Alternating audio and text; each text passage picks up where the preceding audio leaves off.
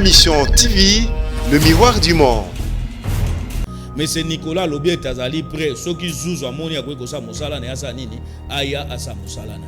Ndeko balobi no makambo ya 200 millions de dollars. Otunie makambo ngobila wa kokite tisu kwa ebite ye moko ndenga aliwana ali conscient. Bongo ya Bourale Chabunde bimaki 1,375,000 dollars na landi office de directeur office de route ya Chabunda azwa ki bango na 1,375,000 dollars bazwa kaka 200,000 dollars américains 1,175,000 dollars ezali na gestion ya Billy Kambale na cash na député musope ya cash moto alaki coordonnateur adjoint kombo na Justin Kamere ndeko leki propre ya Vital Kamere ndeko wana Nicolas atikali kozere misolo ya 100 jours uteni ya makamba sotu mouton oyo etali misolo ya 100 jours botuna yango ndeko Vital Kamere ou bien botuna ndeko Justin Kamere et ça langage diplomatique ça veut dire qu'il y a un sabotage et ça tinga ndeko na yake pa na chaque jour mais yo ye na veni na ngai OK pa ya voisin na ngabo pa na ngao quotidien c'est que les secrétaires américains fait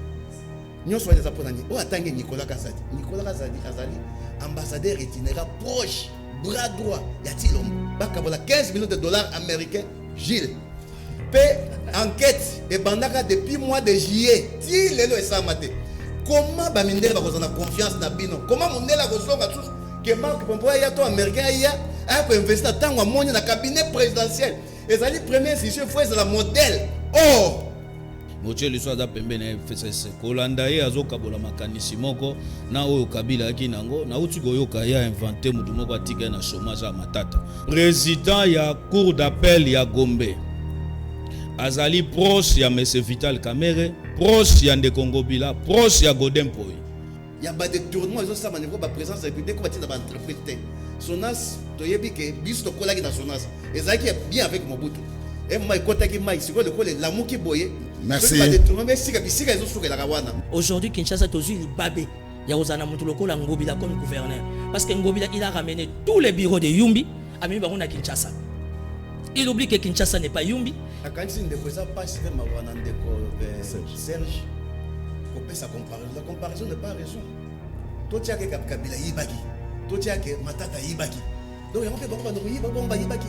Kamere c'est Judas, Yemtateka Yesu. Bon, 200 millions Albert Yuma, on n'en parle pas. Et il est allé plus loin Chadar en disant on va paralyser la République. Pourquoi 2 poids 2 mesures? Le vrai problème, c'est le système électoral. Base à la élite directement dans la commune na Bango. Donc comment on a changé parce que je suis redevable par ce peuple. Il y a des gens qui n'ont pas. En tout cas, moi, je suis sûr que vous avez. Nicolas Tikoleganaki na restaurant moko na moni, il y a André na kati restaurant. Tout le monde a besoin kati ya restaurant batie R35 Ngobila likoleka kimbuta likobeta bato abomoni petit otalorge ndenge bomie biso to jeraki Kinshasa ata ko to jeraki Kinshasa mabe mais petit aye ko sala le pire ya mabe koleka biso to dit que ndeko Tshisekedi Tshilombo depuis aye na pouvoir a sali au moins 39 voyages ya okenda na Liban na 39 voyages na 39 voyages wana ozoyoka wana au moins plus de 200 millions de dollars. Yo yebite député provincial akufeli moto azokende koyebisa Ngobila alobi ke ndenge na libo na lina matanga excellence so ko sunganga ite na vie bakomi bato Ngobila ko pesa $1,000 $2,000 bali ne loko te bali conscient pose directeur de cabinet du chef de l'État est-ce que kendaki na banque centrale azumbongo pour appeler ça Safricas pour appeler ça OVD pour appeler ça office des routes ndenge bokangi Blatner na Safricas pour interpeller il faut interpeller aussi le comité de gestion de l'OVD. Toi tu es du FCC. Bino FCC boko lo bate. Bino FCC boko lo bate. Hein? Boko lo bate FCC. Oh. Non. Est-ce que peut perdre beaucoup 18 ans il y a médiocrité. Kabila cherchait 15 personnes. Si le lot Kabila a 15 personnes. Je suis désolé. C'est ce qui nous m'a. Il y a salé pendant 2 ans. Que beaucoup landais na beaucoup boloko kuna makala. Même na ba commission batikala jamais kolobela makambo. Ya ndeko na bango député bakangi collègue na bango ndeko Mike Mukeba ipona nini pomba Godempo ya na 15 diplômes 16e na ya zali kaza. Bana kasa kosani ya kobeta bato. Ozui Kabila Joseph a commis multimilliardaire awa na mbongo ba congolais. Même moto ozobetela tolo atindi yo matato atika na chômage. Ba commis ba milliardaire awa na mbongo ba congolais. Ma Mission TV, le miroir du monde. Voilà, nazana esengo ya koyeba ke boza ebele liboso ba etano na bino ike pona kolanda Canal Presse toza bongo vendredi 21 février 2020 batata bamama bandeko fidèle au poste. Merci Nabino pour la fidélité. Naibike boza na 24 communes ya Kinshasa, boza na le 26 provinces ya République démocratique du Congo, boza na Brazzaville, boza na Burkina Faso, boza na Benin, boza na Togo, boza na Cameroun, Égypte, Maroc, de partout, Bruxelles, Paris, Bangkok, Hollande, Irlande, Suède, Allemagne, États-Unis, Canada, Brésil. En tout cas, boza éparpillé à travers le monde pour na Rolanda.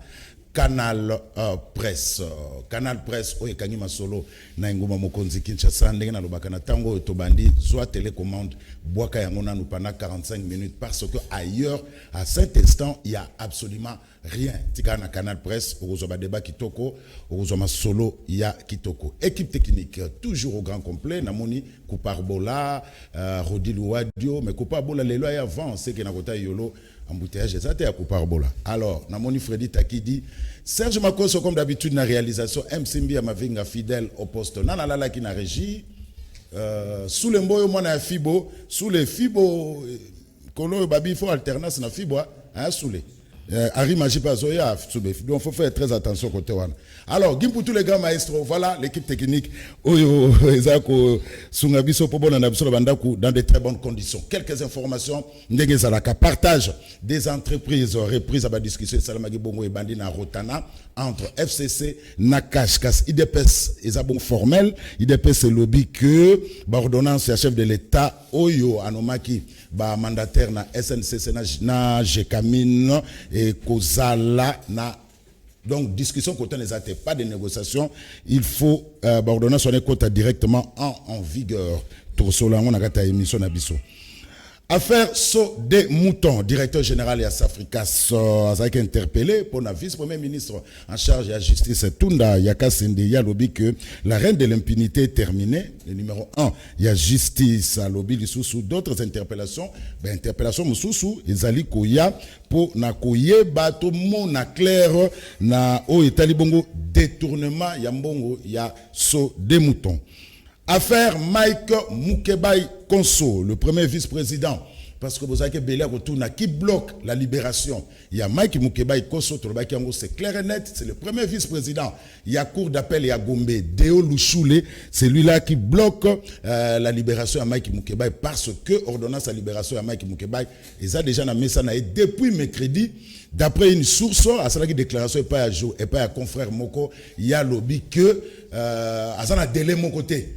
Pour na signer ordonnance on a pour libérer Mike Mukeba lobby yaza na délai mokote alors que ba décision ya cour constitutionnelle les abongo exécutoire donc aza ko sala ngona ko afin de lina dossier à Mike Mukeba alors que Mike Mukeba azo que ça tape pas en prison c'était un homme libre un député provincial libre mama cocotte aza na besoin ya Mike Mukeba azo ngana kuna bana mais ba vandisi na prison makala pour rien.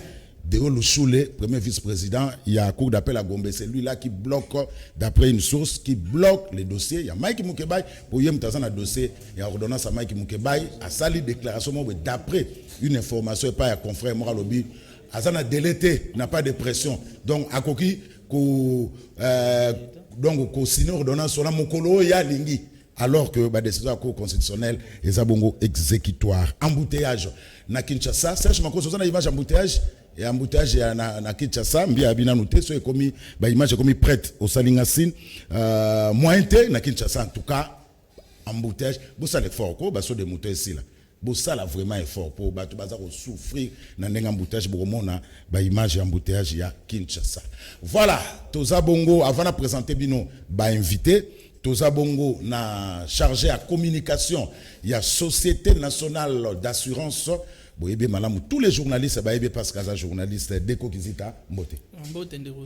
Voilà, aye awa pona kosala une mise au point il y a 5 minutes Deko lobby to l'exact information que Sonas a débloqué qui $20,000 pour na sinistré accident. Il y a bypass, Bokendaki kuna attaque Société nationale d'assurance parce que d'après les informations, véhicule honnête qui est assuré. Mais il y a eu moi rumeur et bimi babi que non, Sonas a sali musala on a bien été. yoza bouche autorisée à Sonas ni ne le cas qui au fait. Bon, Ndeko Zulu, merci beaucoup. Nandengo bengisinga pour éclaircir opinion. Et lors bandeko senge baye Sonas nde balobi Société nationale d'assurance. Objectif na biso primordial à liboso ezali ko futa ba sinistre. Tant au sinistre ça le secteur automobile et incendie, to localisaka sinistre wana poto eba de quoi il s'agit soki réellement mutu wana azwaki assurance et pas na biso. Na yango toyi ko vérifier toyi komona ete plaque immatriculation jour accident salemaki ezola kisake camionnette eza assuré na Sonas mais sur le lieu ya sinistre ezola kisake eza camion. Alors na yango toyi kotika la bongote tozongi na code des assurances na article nango 15 ezoloba un article 15 l'omission ou la déclaration inexacte de la part de l'assuré dont la mauvaise foi n'est pas établie n'entraîne pas la nullité du contrat d'assurance. Donc ce qui est normal, mutuka est assuré la camionnette, mais sur le lieu tout le monde est à camion. Donc client a biso et sengeli to kende wana poto ba de quoi il s'agit. Mais na minute auto indemnisé tu apporter geste humanitaire de banyos basalara ole bandoloba mukonza mboka tela solikambo société mboka ezali comme nango société nationale d'assurance ou azali leader dans secteur des assurances. C'est tout à fait normal aza client na biso yango tokei ko apporter assistance na biso na ba sinistre ou bazali na clinique universitaire ou bazali na nombre ya 70 ezali pasi komona mutu mususu oleka na TV na radio ou bien na presse ki ko komisa biloko o ezanga tina quoi ko dénigrer action au Sonas à $20,000. Il faut ça la peine à souci à basinistre ko ki la bango mawa tant accident ça minga na moni neti bébé mususu azaki victime cage thoracique nezo sala bien te papa yo le kana TV oloba accident geste au Sonas à $20,000 ils est justement mabé c'est que on nous a monté en mabé mais biso tozo na code des assurances na ko kende musika na lobby dans les cas où la constatation n'a lieu qu'après sinistre l'indemnité est réduite à proportion des taux de primes payées par rapport au taux de primes qui aurait été dit si les risques avaient été complètement exactement déclarés. Effectivement, si un client a biso a payé sa déclaration sous maintenant se retrouver na elo na plaque ou ya camionnette, c'est tout à fait normal. Sonas aya en aide à intervenir. Et ça indemnisation c'était. Et ça indemnisation. Voilà. Et ça hauteur à $20,000. Mais la minute au banquette et ça que ça les maisons continuent pour établir pourquoi est-ce que tu comme une étape où il y a plaque à immatriculation en camionnette accompagnement et ça se retrouver dans camion. Donc on doit comprendre que Sonas ça on a pour nabino et ça société en boka créée par ordonnance présidentielle. Donc tout ça la musala pour nous satisfaire ba congolais donc ce qui les cambrizali biso to yaka total la si réellement aux assurer to rapporter aide. C'était ça. Ah donc wanezali indemnisation mais alinde boke na aide na ba malade po eboyi to boyi bamba na bato baba na kolela kingandi salisa biso kingandi salisa biso. Alors 30 secondes message à Souka pour la leader et assurance. Oui, message à Souka pour la leader et assurance. Je suis délégué par le directeur général à Sonas, Lucien Bonnier Mekofo. Azali homme de parole. Atena ki alobi ki akobakisa kanyo ta sinistre abakisa yango a multiplier en fois 2 alobi ki c'est sinistre comme de $500 a multiplier alobi ki faut tozala na attention à chaque fois accident zo salema to ki ta sur le lieu tozo sala yango ba congolais bozala na kimia o azoleka na wana po aloba ki Sonas $20,000 la pesi bo bise ko amuté amabe po yo moko na no bimisa tambongo te na pocho ke ko assister mais tant Sonas zo sala yango ezali geste mo ya ko encourager. Voilà, c'est bien dit. Alors, bandeko batali boto landa, toti koyamba mon amboka deko gizita, azabongo chargé à communication nakati ya Sonas, donc c'est la bouche autorisée envoyée par le directeur général à Sonas, ya lycée Kofobonieme, Obano Sobaebi na kombo ya papa le 23. Merci Deko. Merci beaucoup. Alors, tozonga sikoyo na débat na biso Serge Kindomba Mbote. Mbote ndeko Zulu na Lombango na lingina présenter ba condoléances na ngai na bana Kinshasa oyo mesengo bila uti ko bomisa bango na makambo esamaki accident totia yango na moto na ye parce que ete ezali conséquence ya programme ya mabe oyo yaki nango kokosa bana Kinshasa yakini bopeto. L'état ali moto azelaka te problème ekoma et puis amema solution. L'état ali moto azwaka solution avant que problème ya. Merci. Eloko na koyeba bisa susu ba kongomani nyonso SONAS ali eloko ya bana mboka. Il faut encourager DG lycéen kofona mosala wa azali kosala ya kitoko et puis mituka na biso nyonso tu fais à l'assurer surtout que zali eloko zali pour l'intérêt ya ba kongomani nyonso ndeko zolo. Merci. Timothée Lenoir, ça va? Merci beaucoup pour l'invitation de Kozulu. Nous a très flatté pour l'invitation. C'est vrai, Zambote, mais permettre de faire la parenthèse par rapport à SONAS. Aujourd'hui, la SONAS a été créée depuis 1969, si je ne me trompe pas, 68-69. Évidemment, sur ordonnance, il y a président de la République à l'époque. Aujourd'hui, je pense que Bissoba Congolais, il faut tout ça l'effort, sans il y a nationalisme, patriotisme, et Zala, entre autres, pour accompagner la société publique na biso. Donc, l'élo, c'est que fait la SONAS. Moi, je suis très fier de la SONAS parce que les sinistrés sont respectés. Et puis, Kobo Sanate, tout le monde a bien que Fonga Makao. Ba pikara ba crise na tongo we banque kangami. Le lot moni ba assurance amike mike ya ba indien ya ba libanais et Fongami. On est contre ça au nom du nationalisme. Topé sa chance na SONAS ya biso dirigé évidemment par le comité de gestion Yalicien et Kofo. Qui pour moi étant politique, je trouve que sa gestion est claire. Yango wana quelque part ba service les autres la biso faut koye ba ko sala rapport et pas chef de l'état qui sont les mandataires au baza bon na ba mandataires au baza ba tente mais na niveau ya SONAS la gestion elle est claire et puis geste humanitaire wana comité de gestion SONAS c'est sali il faut l'encourager les aloka première dame qui doit sa makila les aloka maman Amida Château qui doit sa groupe électrogène nous voulons des gestes comme ça en fait de sauver des vies donc bravo à la SONAS. Merci. Alors Jean-Paul Kazamba Mbote. Merci Ndeko Gilles. Nga pe na ko aborder dans même sens de quoi dans Ndeko Lobi. Na kanisi SONAS ezali base. Au moins SONAS biso ba susu na année 83. Nazaki pa ya beau-frère nazaki fondé de pouvoir na SONAS. Vie ezalaki wana mbutu na pouvoir. Mais il y a un moment aussi SONAS pendant kitaki makasi et comment il ben disparu ezalaki ça n'existait que des noms. Maintenant Banza depuis avènement ya Kabila, Joseph ayaki na pouvoir avec Matata Pogno.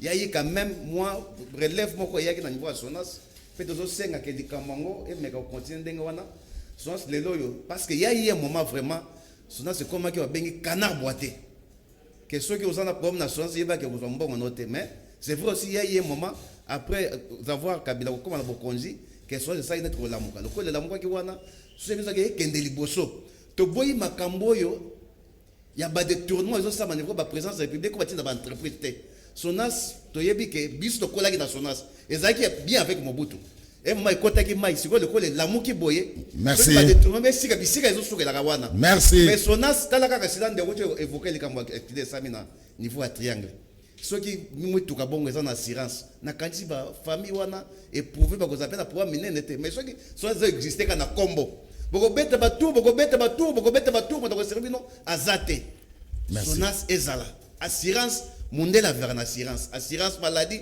assurance santé, assurance ezali capital na mboka. Merci. Alors deux sujets rapidement nakata émission alelo to si ça auto bandaki lobi est-ce que Kinshasa avec opération ya Kinbopeto ekoki ko lata langue ya sika et puis ya mibale na lobaki yango ba discussion ezongi na niveau ya FCC na cash pona ko kabola ba entreprise publique mutuna yango yo pour nani ba entreprise publique ezo koma politiser pour nani ba plateforme politique baza ko zwa baza ko kabola entreprise publique alors bana yanda ko baza wana expertise ezali bakoki ko promouvoir bango moko ba kamba ba entreprise publique na bango. Timothée Lenoir na bandi na yo est-ce que avec opération Kinbopeto initiée par le gouverneur Gentili Ngobila Kinshasa koki ko lata langue ya sika?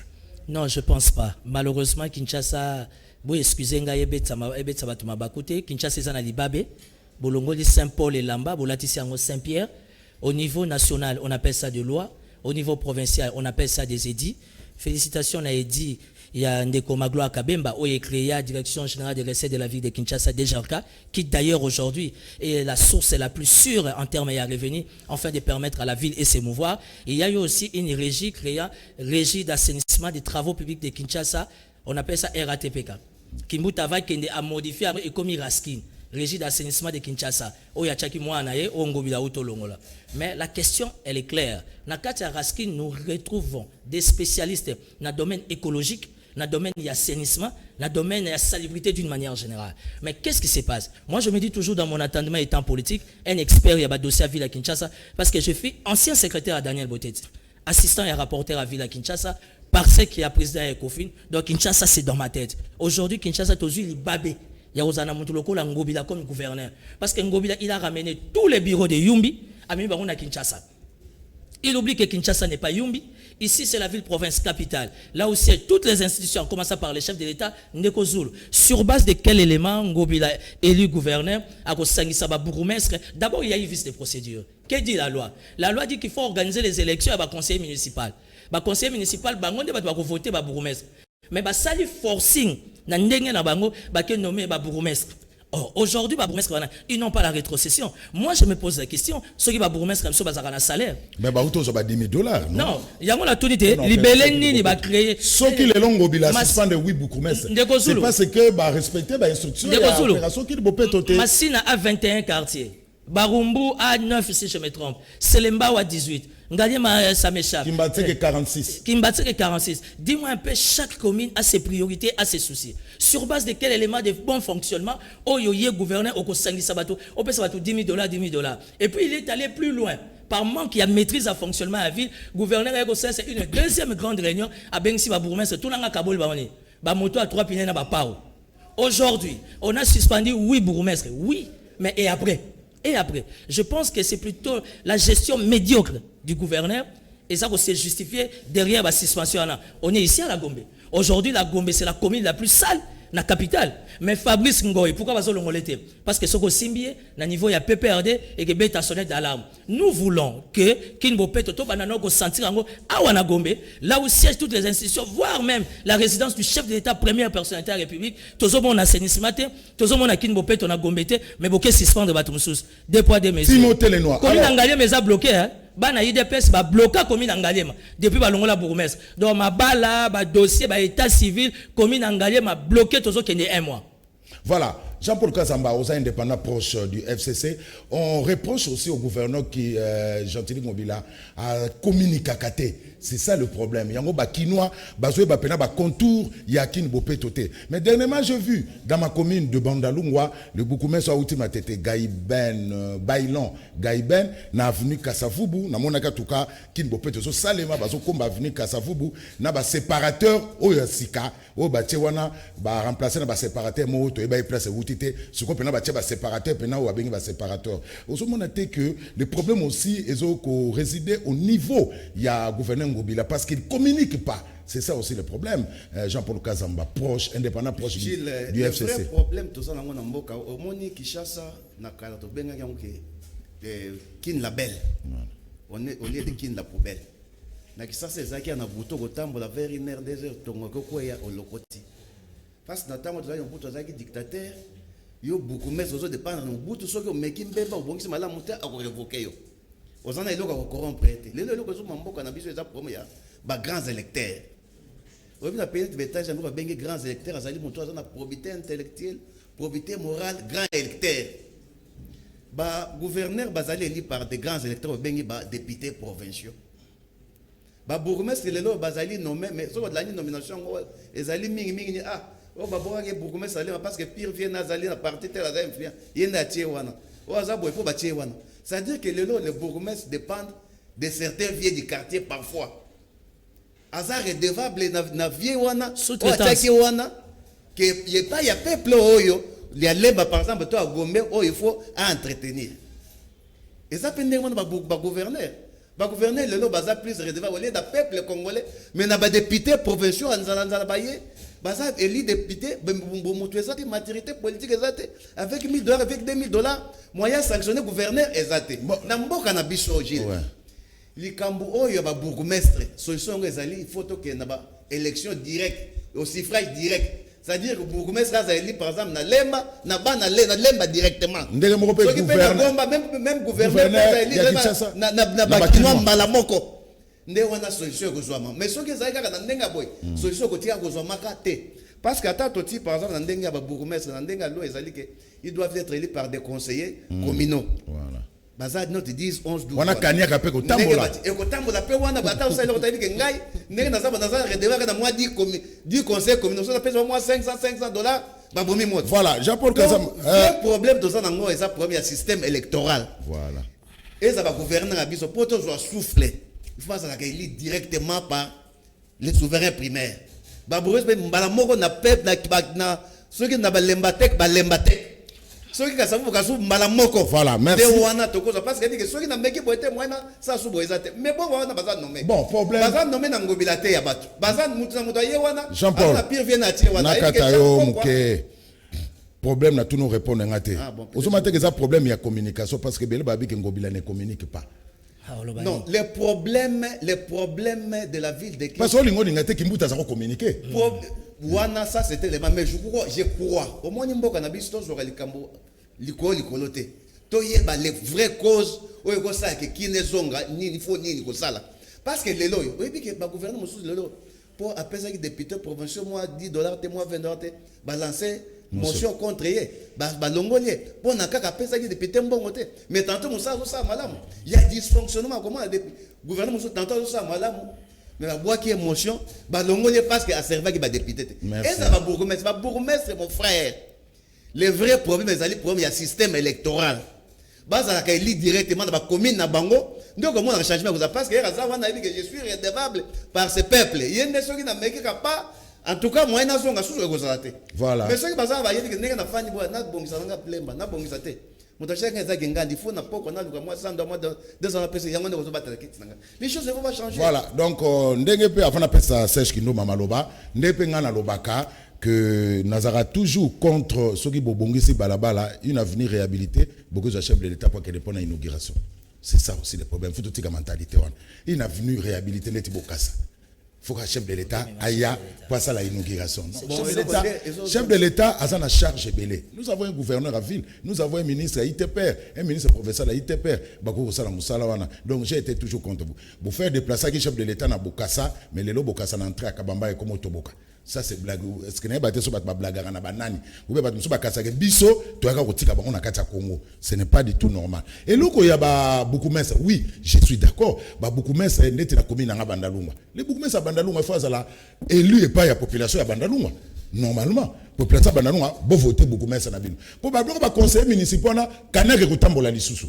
Gouverneur ya ville qui ça, il faut ça élu et pas ya bakinois. Beaucoup de monde n'a pas de ça vrai gouverneur, ça va vrai beaucoup messe. Ce qui te sonne dans le système alors ce qui te évite que tika beaucoup gouverneur sera élu et pas ya député provinciaux. Ba changer constitution, ba changer article on a gouverneur sera élu et pas la population ya province na bango. Beaucoup messe sera élu na ndete na bandal, beaucoup messe bana ya bandal ne pas voter beaucoup messe. Beaucoup monde est belé ba bima na 2-3 voix. Voilà. Alors Serge Kindomba, quelle est la solution en fait pour Kinshasa et Zonga et là tapenza langue yasika ndeko Zulu na lombango ta d'antenne na ndeko pesi ndeko Timothée na ndeko Jean Paul 3 minutes 40 toke liboso na ngina lobelo komoko fo bongisa pona ndeko Jean Paul Oche indépendant et puis Oche sous proche FCC. Nabi indépendant proche ya FCC. Chaye na FCC tika ko créer confusion na mutu opinion parce que indépendant ko za la te mutu aza na makanisi na za linetre az église au milieu du village moche liso aza pembe na FCC. Kolanda ye azo kabola makanisi moko na oyo kabila ki nango na uti ko yoka ya inventer mutu moko atika na chômage à matata. Alobi ke Sonas tanga mobutu saki malamu tamoko Sonas ekufi kabila na matata aye asali lokwa kotombola ngo lelo to ali na besoin Sonas asikate ya azali parmi bato matata tiki na chômage tuna ni ye tango ali ko inventer mutu lokwa matata est-ce que lelo matata ko ebisa biso misolo ya bukanga lonzo ekenda wapi ane moko mi l'école construction combien de fois amemi Kabila kende ko inaugurer ça la première pierre Kabila déposé mais école wana etikali kotonga mate na ye pona zonga na makambo etali Kinshasa na ngine bisa bana Kinshasa concernant makambo etali ndeko mukeba uti goloba yango président ya cour d'appel ya Gombe azali proche ya M. Vital Kamerhe, proche ya Ndeko Ngobila, proche ya Godin Poi. Oyo atelemeli arrêt ya cour constitutionnelle. Il fallait Ndeko Mukeba abima uta mokolo ya mardi azala libre. Donc depuis to bandaki makambo union surtout. président Obabengi Deo Lushole alobi ke ye ali na tante ya kofande la makambu ya are ya cour constitutionnel akende ko exécuter yango na lombango alobi mokolo motema na ye ko sepela asali nini asali makambo ya sali nini oyo alingi eloko ya mibale na lingi na nettoyer avana ya na makambo nanga na tande antenne na ngai mikolo ute koleka na uti kolanda bande kwa INC balekia wapo basali moto moko na kombo ya Monsieur Nicolas Kazadi azalaki coordonnateur ya biloko à 100 jours babambie balobi ki azali conseil spécial à chef de l'état ya liboso na nina bisabango azali conseil spécial à chef de l'état te azali ambassadeur itinéraire à tout moment ali na président de la république libanda moto alaki coordonnateur adjoint kombo na Justin Kamere ndeko leki propre ya Vital Kamere ndeko wana Nicolas atikali ko gérer misolo ya 100 jours uteni ya makamba sotu mouton oyo etali misolo ya 100 jours botuna yango ndeko Vital Kamere ube botuna ndeko Justin Kamere bayebi botika ko diaboliser bandeko IDPS na makambo wana ni Monsieur Nicolas Kazadi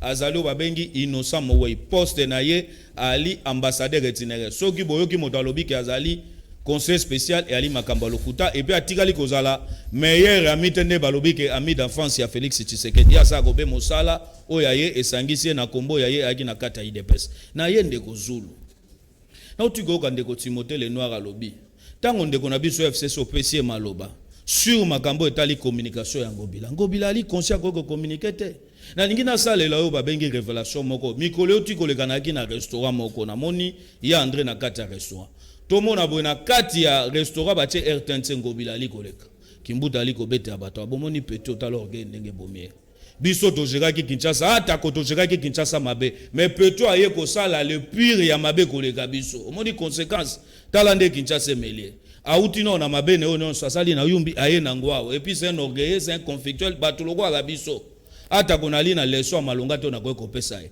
mais to ali na bezo to sani to bimisa libulu yo Kinshasa koti to tombolango mais petit africain takabiso te nyonso to na batu bantete nani nemi na minako o bali ba parene o ba soutenir e balobi yaka sala cop na yo na moto ya Kinshasa ndeko Zulu difficulté o Kinshasa ali na ngolelo babugume sanga ni bali na problème te moto ali na problème ya lingo bila na loba ya plusieurs fois ndeko Zulu ye moko na gouverner ye moko ya la kaye moko na gouverner mosalo ni ali kosala ya malonga question yango wana il faut que avant ya koloba keno babugumese bazo sa mosala de oui bien sûr doali na babugumese musu lokwa ngai na kalamu na yeba karoli ya kadima te ozui na kasavu bu bébé climatisé donc na yeba kate mosala na ye soke ali nini moto ali limité ali incapable mama ali fatigué soki boko kotinde ozui komi na Kinshasa ata Kinshasa osiki wana sans pas boye bako kotika mais basali yango ya ali nini lumanu ali na bato ya ya kotinda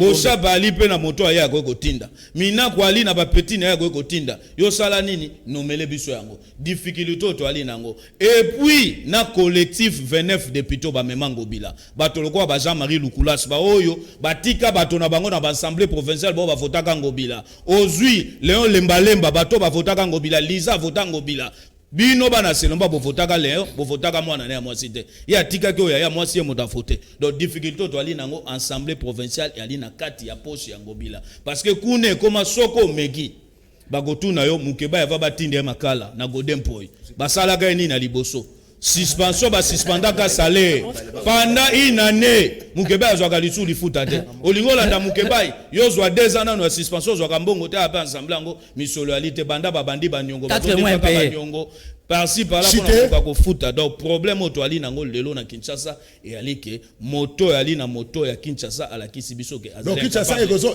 donc Kinshasa nga jamais yebaga yango d'abord kini bopeto tikali slogan pona ba mais pour nous souhaiter Kinshasa na baba mendeko Zulu déjà to rato to bengi dekola sa malamu yebisanga neti lelo boy ne rombunga utimikila poto faso ngambango pongo bila kende poto chaque voyage en ngobila écoute ko moins na ville ya Kinshasa plus de $120,000 parce qu'azali ne loko babengi frais de représentation o ngobile fazwa donc qu'est-ce Kinshasa ba régie financière Kinshasa soki bo ali incapable ya ko mobiliser recette pour naye il faut que ndoko zwa crédit na banque peut permettre à voyager donc nyonso wana libulu oyo to ali ko kotisa bana ya Kinshasa donc difficulté to ali na moto ko bisa ba kinwake et ali bateau bino botindaki na assemblée provinciale bango wana bato bali à la base ya misère na bino ya makambo nyonso bozomona ya mabe o ezali ko na kati ya Kinshasa alors Kinshasa to na bafu FCCP est répliqué Problème est que ça, d'après Serge Kinoma, c'est le gouverneur de la ville, province. Bon, on a quand même répondre déjà de que le problème il y a qui ça et ça se pose à la province nyonso,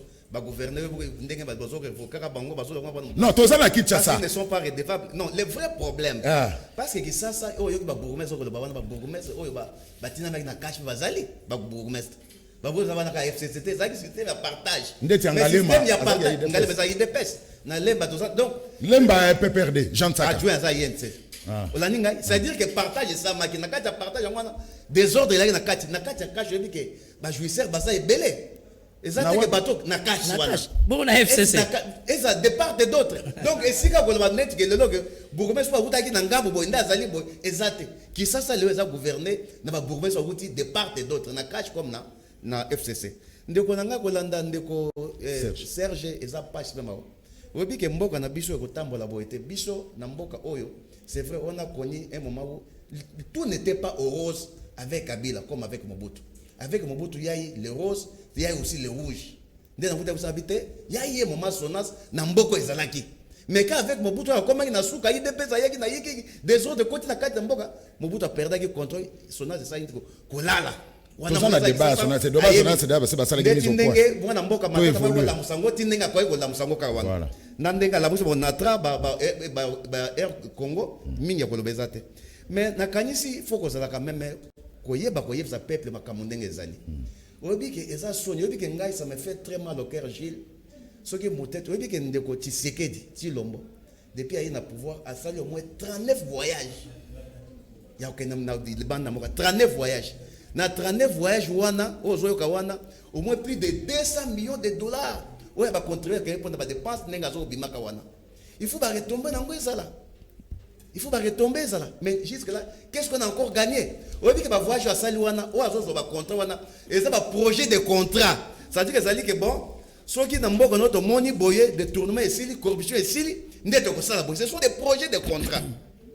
Mais où tu ça ma dernière revers diplomatique grave ça langage diplomatique. Je crois que tous en a comme province à Kinshasa. Tu as répondre ndeko. Oui pour na yipsa makamba Nicolas Kazadi. Ah voilà, kene mona mona Nicolas Kazadi Timothée de Noir. Moni likamune par exemple Marc Pompeo. Azali secrétaire d'état il y a États-Unis d'Amérique. Azali net na titre rang il y a premier ministre, il y a chef de diplomatie américaine.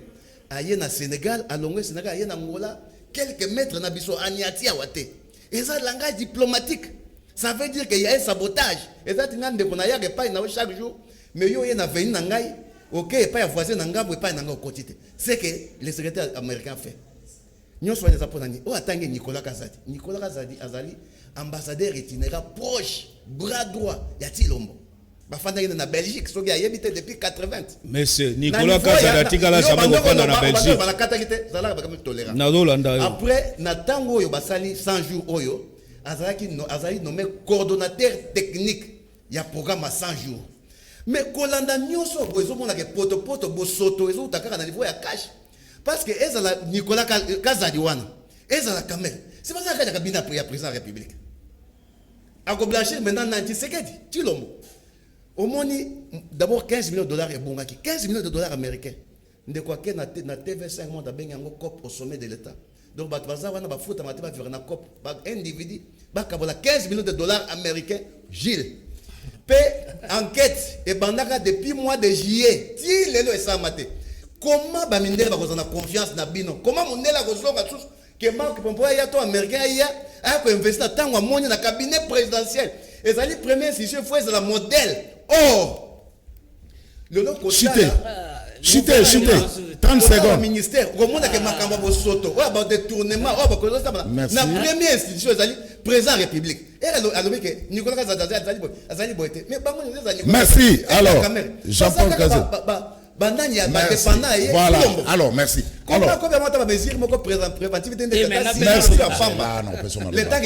Merci. Au Pessinga solution pour Nakin Bopeto. Voilà, au Salika pour répondre. Non.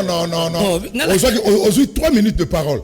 Toi, on a dit que Bopeto, mais au passé temps, on a répondre. Je préfère qu'il y ait un deuxième sujet. Alors, quelle est la solution pour Nakin Bopeto? Non, la solution pour Nakin Bopeto, la responsabilité revient automatiquement. Nanani, comment on appelle, Naba élu. Bazana vacances parlementaires, député provincial ya Kinshasa, bazozonga kalamingité. Nous espérons que Kozonga Nabango, pardon, qu'on comprendre que comment on appelle, les Gentilly a échoué. Mais parce Timothée, est-ce que les députés provinciaux de Kinshasa peuvent faire face à Ngobila? Non, mais pourquoi pas? Vous savez qu'il y a changement de rôle. C'est l'Assemblée provinciale qui dirige l'hôtel de ville. Mais aujourd'hui, c'est le contraire. C'est non-sens. Tant que les députés s'est retrouvé dans la poche de Ngobila, qui ne voit pas que la gestion de Ngobila est médiocre. Qui ne voit pas ça? Hein? Pour ne pas parler de détournement, tout ça, à niveau à ville à Kinshasa. Tout ça, pendant un mois, pratiquement, la gare centrale, ça, les redressements, il y a un impôt foncier. Je te dis que les gens ont payé. Les VIP ont payé. Nous avons un ancien et assemblée provinciale. Plusieurs fois, nous avons assisté à ma mission de contrôle. Je sais comment fonctionne la DGRK. J'ai aimé l'attitude de ma gloire Kabemba. Dernièrement, Ouattang Ngobila a présenté le programme. Aïe, si ma député habite très cher collègue, Mouto Yobozo Mon Ngobila. Sauf au PCL sous 6 mois à Roboma DGRK. Or, Kinshasa, c'est la seule unique revenu. Où les DGRK ont payé ça. Avec objectif, ils ont 1000 emplois. Aujourd'hui, la DGRK a plus de 2000 emplois. Bravo. Pourquoi? Parce que les jeunes se retrouvent dans une salle. Le problème, c'est que Ngobila n'était pas préparé. Ngobila est là pour Néhémie, pour Robin, Chadar et tous ces blablabla. Ngobila n'a pas été préparé. Et du fait qu'il n'a pas été préparé, voilà les répondants. Voilà. Les répondants, Chité. Permettre quand même, nous sommes en politique. Politique à Congo, nous avons droit à choix. Aujourd'hui, moi, j'ai fait un choix. Je suis partenaire de Vital Kamerhe. Je ne supporte pas Vital Kamerhe as partenaire. Je pense que le directeur du cabinet du chef de l'État, Vital Kamerhe, pour votre information, il est dispo. Directeur du cabinet du chef de l'État, Aza dispo. Au besoin, il n'y a pas besoin de l'invitation à la justice. Parce que tout le monde va que Vital Kamerhe a un bon assaut des moutons, Ok, mais la question que je me pose, directeur du cabinet du chef de l'État, est-ce qu'il y a une banque centrale à Zumbongo, pour appeler ça Safricas, pour appeler ça OVD, pour appeler ça Office des routes? Il faut interpeller aussi le comité de gestion de l'OVD. Il faut interpeller le comité de gestion de l'Office des routes. Ce sont des deux grandes sociétés publiques qui ont l'État. Non, ils ont malé, justement. Mais j'aimerais quand même que nous restons dans le respect des principes. Parce que quand vous dites que Kamerhe a qui 15 millions, le chef de l'État l'a dit en Europe, rétro-commission. Au lieu qu'en 2020, parce qu'en 2018, Néhémie Moutalia Kiango. Pourquoi? Parce que c'est un fait réel. Et puis n'oubliez pas, vous parlez de 15 millions de Kamerhe. Ok, on accepte. Kamerhe c'est Judas, Yem Tateka Yesu. Bon, 200 millions Albert Yuma. On n'en parle pas. Et il est allé plus loin, Chadar, en disant on va paralyser la République. Pourquoi 2 poids 2 mesures? Pourquoi nécessairement, automatiquement, il faut salir Kamerhe parce qu'il fait peur? Merci. Merci. Alors, tu as un deuxième sujet. Tata matata tiki na chômage alobi ma mingi awe fale na zamba nettoyage. Tu as un deuxième sujet. Ndeko nangai. Na okinde konanga Jean-Paul azo souffrir na chômage o matata tiki azo betela matata na Kabila tolo ndeko nangai. Soki lelo tolobi toloba makambo babengi détournement na mboka o ndeko nangai. Yeba yango kobanda na musée le père oya memela biso fidèle memeli biso Kabila. Musée le père ye moko na zamba na rebelo atikala jamais kozala millionnaire. Akomi millionnaire na bokonti nati akufi. Ozui Kabila Joseph akomi multimilliardaire awa na mbongo ba congolais. Même moto ozobetela tolo atindi yo matato atika na chômage. Bakomi ba milliardaire awa na mbongo ba congolais. Et yaki berita so batata na bango baki na ngote soko lobolandela tata matata tata mswaka jardina mundele à l'époque. Ogoko ebisa biso nini? Mbongo matata komi nango lelo yali mbongo tata na atikele azale héritier. Soko zambongo ba Congomani te. Donc oya te na télévision pour distraire ba Congolais. Na ebiso lisu soko ebi monsieur Nicolas Kazadite. Félix Tshisekedi a vécu na mboko babengi Belgique. Vi na ye a passé moins ndambo ata c'est un Congolais botamia wana Kinshasa ti akei poto ndenge ya kamutu nyonso ake kotanga koluka vi na ekuna na poto. Akomi oya ko kokoma mais Nicolas na batikali kofanda na Belgique te d'abord pona ko biso za information lokuta soko lobi ke ye na ye baki ba mi depuis Belgique ya makamba lokuta mais c'est Nicolas lobi etazali prêt soki zuzu amoni akwe ko sa mosala na yasa nini aya asa mosala na ye ndeko balobi na makambo ya 200 millions de dollars otunie makambo ngobila wa kokite tisu ko ayebite ye moko ndenga aliwa na ali conscient ayebi ke mali sanso bana Kinshasa bazui et ali ngobila na ensemble ya ba députés provinciaux soko longoli ndeko mukebai o ya bundela kabana Kinshasa nyonso tu batikali wana tango yozo tuna ndeko Timothée le noir tokwe kokwa na assemblée provinciale ndeko zulu na nokwe kokwa na wana ngobila ye moko collectif memi ali collectif $70,000 à chacun pas comme anesika wana nani akwe koloba yo yebite député provincial akufeli moto azokende koyebisa ngobila alobi ke ndenge na libo na li na matanga excellence eso kwe kosunga ngai te na vie bakomi bato ngobila ko kopesa $1000 $2000 bali ne loko te bali conscient tuna bango tango ngobila ye na budget na ye ya 2021 c'est basalo audit na makambo lekaki na budget 2019 toyeba nino elekaki misolo wana esali nini bali na tate eleka boye na assemblée provinciale donc et ali ensemble bokoye kokwara nango te esika ya pasteur wazanga bambuma molimo godem po yali merci jamais bokoye zalaka na espoir na kati assemblée wana ke deuxième sujet vomi assemblée ya ntingi baningisa ko moi ki na deuxième sujet na koko bisayo na ko bango na tandeke na tshelo boko yanga soka ensemble wana bazongi na vacances parlementaires yo ki ata motion contre ngobila de kozulu kata merci alors ezali eloko ko kotikala ça incapable polika na yango te soki na pesio maloba o répondre et komatiko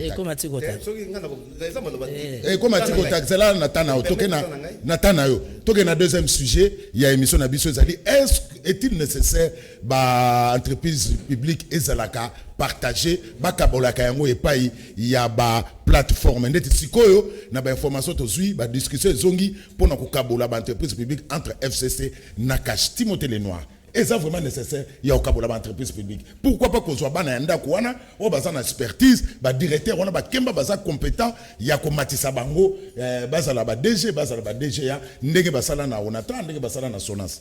Non, mais écoutez, Ndeko Zulu, moi j'ai des approches par rapport à ma campagne mandataire public. C'est vrai que point au soulevé, c'est très capital. Tous en cas, ça va société, et ça le quoi na Sonas. Tous en cas, loge ming na Sonas parce que la gestion elle est claire, elle est bonne. Si au besoin, bah service que yoka va proposer un chef de l'État qui est métier et comité de gestion parce qu'il n'y a pas de problème, il y a une indemnité kilométrique, les soins médicaux sont assurés, les salaires sont assurés, primes sont assurées, les sinistrés sont respectés, ça c'est très prioritaire. Mais nous avons des sociétés comme la Régie des eaux, fils maison incompétent, aux US à Asnel, fils maison incompétent, aux US papa nabiso ya OCC. Allez si biso bilo beza inspiré. Non, bilo beza inspiré. Wana katio. Nalobi non. On est pour katayo. On se demande que soko na secrétaire national chargé il y a mobilisation. Secrétaire national chargé il y a ou bien interfédéral à parti Kingani. Oh yebi na même pas. Non, la deuxième approche, la deuxième approche, je suis d'accord avec toi. La logique, elle est claire, la démarche, elle est vraiment très mature. Ça, c'est vrai. Parce qu'il faut qu'on évite que l'on la moutaouti na parti. On est des politiciens. Nous sommes tous à la vision, tous à la mandataire. Parce qu'au on doit travailler non seulement pour la République, mais on doit aussi se préparer pour la 2023. Et pour se préparer, on est obligé d'être quelque part. Parce que la République, c'est défini par deux plateformes. Ça veut dire les FCC Kabila et les caches, comment on appelle Félix Tshisekedi et consorts. Vous comprenez? Donc, les lots qui vont la discussion avec mandataire, c'est vrai. Mais attention, il y a des mandataires publics qui il est incompétent. C'est aussi possible de prendre Oyaouti Libanda. On peut faire exemple Onatra. Onatra, moi personnellement, je ne le connais pas. Mais je l'encourage. Tout le monde a dit que Mazunga, leçon au finish. Mais il a fallu quelqu'un que la société n'a même pas donné la chance. Directeur DGA, aujourd'hui, on a travaillé c'est la prise de conscience. Donc, quelque part, au nom de quota politique, on n'a pas le choix.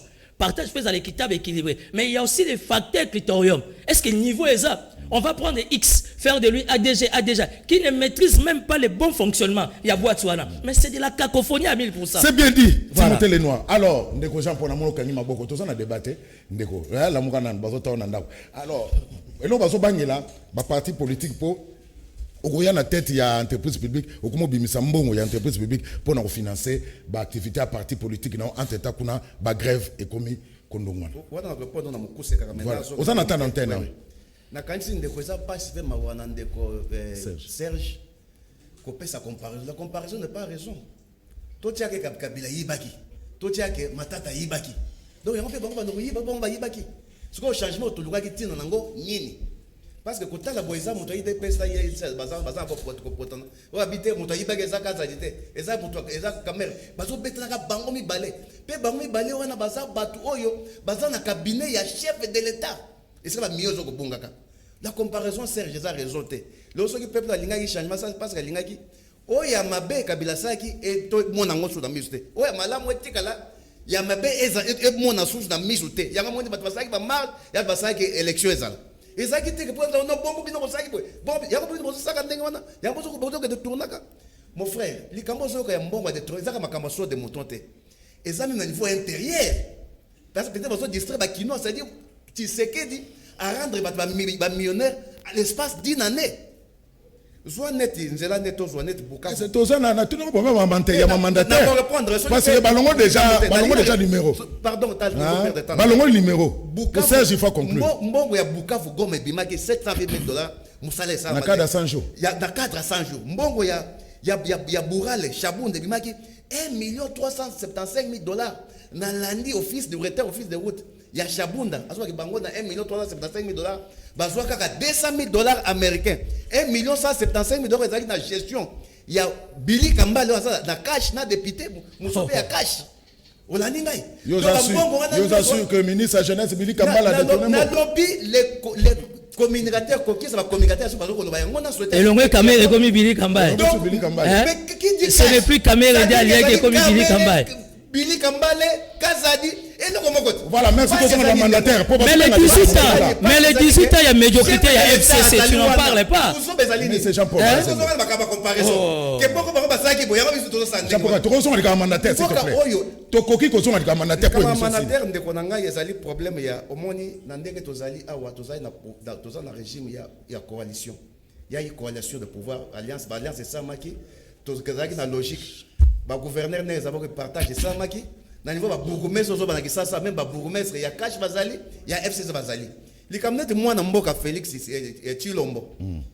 Ake a nommé unilatéralement ADG na FCC na Chekamine. Problème c'est qu'il faut que la logique aille jusqu'au bout. Ce qui est là, lobby que non, bah wana batik là n'angai. Nomination des alliés unilatérales. Ce qui est lobby que yoka na ndeko n'angai. Ce que parce que y a les pays aujourd'hui est en train d'être gérés par une alliance FCC cash. Ce qui est par exemple le lobby que bazan n'a pas pour parler entre FCC cash pour na ba nomination par mandataire. C'est-à-dire que ça promet un système à partage. Alors il y a quoi battre on a si on parce que qui lui dit que y a besoin. Les ministères ont été partagés. Tout ça na mboka moko oyo, oyebi ke makamuso na soni kolobela. Ndenge bate ba fan bombe balé wana. Tu es du FCC. Bino FCC boko lobate.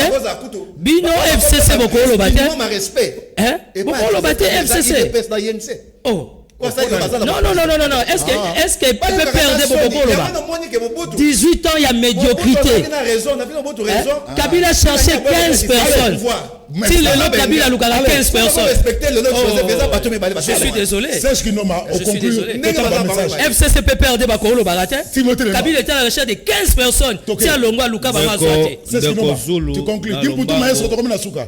Na yoki ndeko na ngo matata tiki na chômage na Kabila tato wa mokolo azolukaka mosala na etando ike eza wato koluka mosala falo bunda kuna tango baki eloko aliboso avana sukisa na mambo tali ba mandataire na kobenga ba député provinciaux ya Kinshasa bo céder ten intimidation ya ngobila na Godempoi parce que je dis bien toute tendance confondue à ba député ya Kinshasa balinga kolobela makamba mukeba ite atano etando ike soko tuni bango bakokima po bayebi ke dossier wana ali dossier oyo passé kwa zanga ba fouille de l'esprit Godempoi mutafandela yango soko meki ba menace ke ba na suspension ya salaire pendant 2 ans ke boko lande na boku boloko kuna makala même na ba commission batikala jamais kolobela makambo ya ndeko na bango député bakangi collègue na bango ndeko Mike Mukeba ipona nini pomba Godempoi yazana 15 diplôme 16e na ya zali kazaka bana kasa sisa kosani ya kobeta batu na ye na makambo etali partage ya gâteau ndeko zulelo kozo boma Congo yango wana na ngene psa ndeko na ngana na kasi tengana ali na population na peuple na ali contre pratique wana ali ke mangomba ya ba politique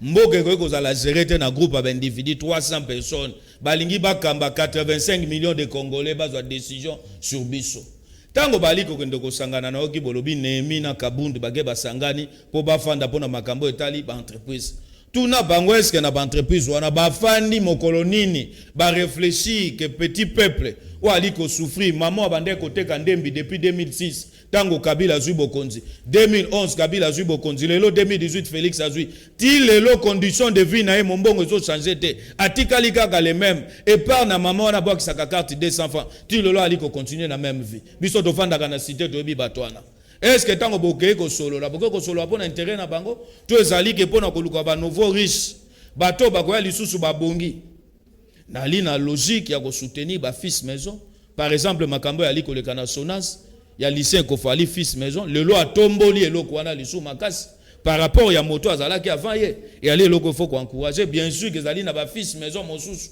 lokwa na SNEL en tout cas wane sengeli pena moto wane fa quoi. donc Congomani, je suis pas du tout d'accord, c'est mon avis. Yeloko nemi na kabunde bake ko sala pona ngana omo nango za na intégrer ba Congomani merci Serge Kindomba ya ba individu ba ko sala nini ba ko bénéficier na makabwana ba nouveau merci et non peuple congolais biso to lingi mamo ya ndembi a se retrouver na kati yeloko bino ko sala ni ko sala elongi nanga ndeko nani ko mo pena zo souffrir. Ça, ce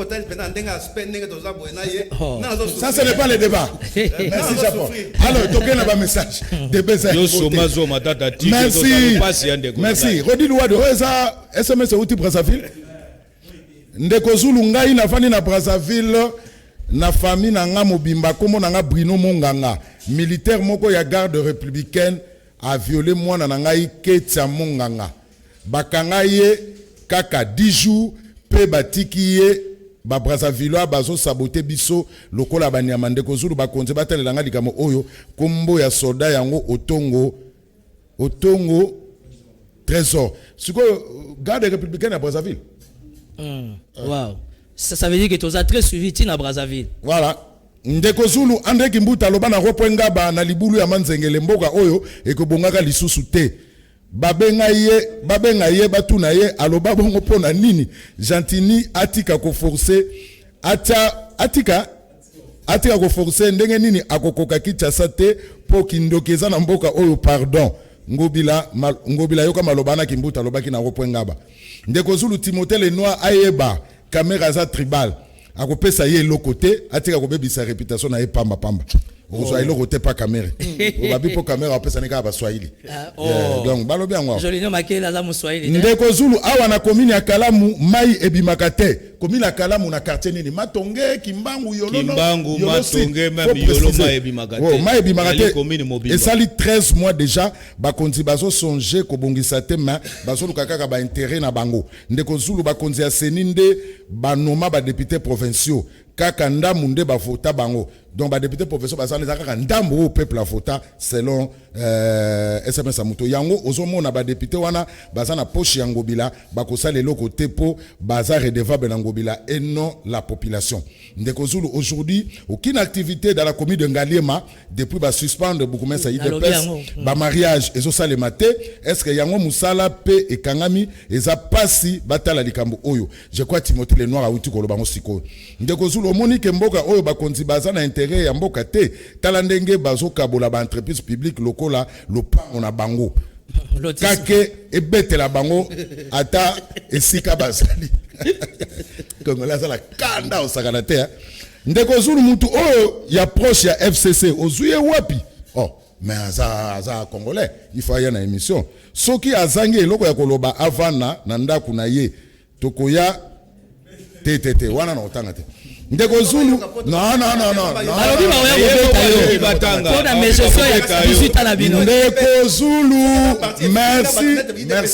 merci na Serge Kindomba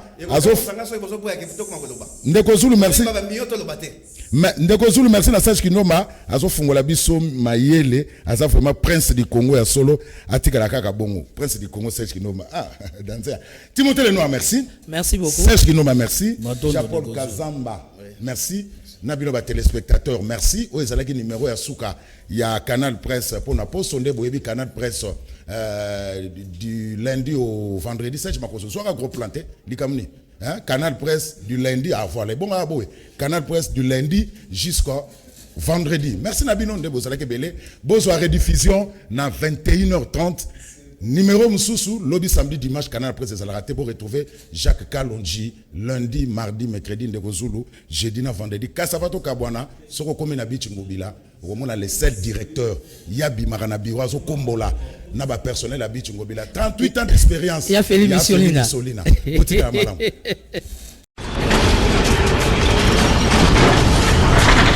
Ma mission TV, le miroir du monde.